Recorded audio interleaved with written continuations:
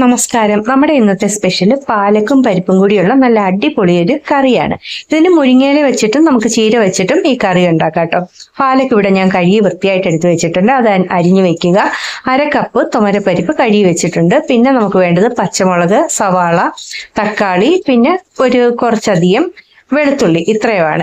സവാളയും തക്കാളിയും ഒക്കെ നമുക്ക് ഇതേപോലെ ഒന്ന് അരിഞ്ഞു വെക്കാം. പച്ചമുളക് കീറിയും എടുത്തു വെക്കാം.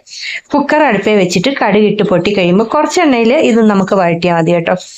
നമ്മൾ അരിഞ്ഞു വെച്ചിരിക്കുന്ന സവാള, പിന്നെ വെളുത്തുള്ളി, തക്കാളി, പച്ചമുളക് ഒക്കെ ഇട്ട് നന്നായിട്ടൊന്ന് വഴറ്റിയെടുക്കാം.